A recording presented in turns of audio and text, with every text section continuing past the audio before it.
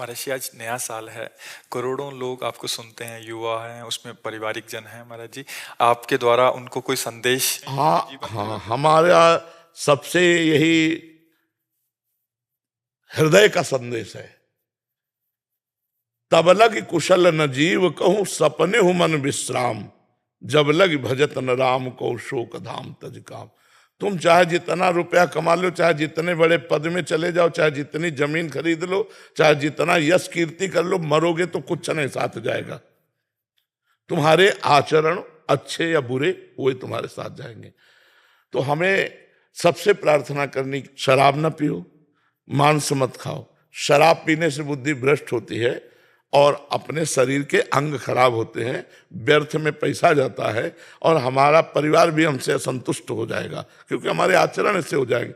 अगर 20 के नीचे हो तो ब्रह्मचर्य रहो, और 20 के ऊपर गृहस्थी में चले गए हो तो अपनी पत्नी से केवल अनुराग रखो, और जो कार्य कर रहे हो ईमानदारी से वो कार्य करो, चाहे व्यापार हो, चाहे नौकरी हो, चाहे किसानी हो, चाहे किसी पद के अधिकारी हो, और नाम जप करो। नाम जप करते हुए जो अपने कर्तव्य कर्म का पालन करता है वो भगवान की पूजा ही होती है और उससे भगवान की प्राप्ति होती है। अगर मनुष्य जीवन को शांति में, आनंद में, मंगल में, सुख में बनाना है तो अध्यात्म को स्वीकार करना होगा।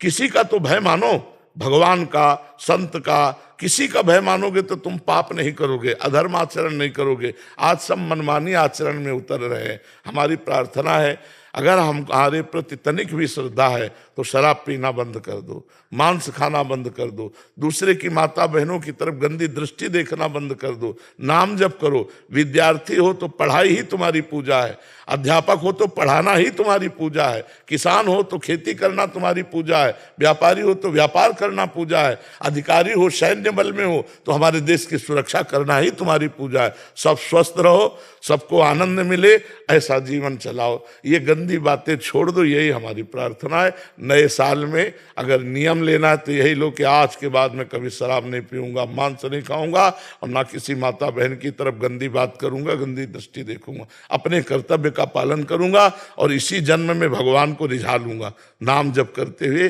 भगवत प्राप्ति कर लूंगा। हमारा तो यही संदेश है जी। बहुत पाप हुए हैं तो क्या भगवत प्राप्ति हो सकती है? तुम नहीं? बिल्कुल हो सकती है। सर्वधर्मान परित्यज्य, भगवान कह रहे माम एकम शरणम व्रज अहम त्वाम सर्व पापेभ्यो मोक्षयिष्यामि मा शुचा। मेरी शरण में आ जाओ, मैं तुम्हें समस्त पापों से मुक्त कर दूंगा।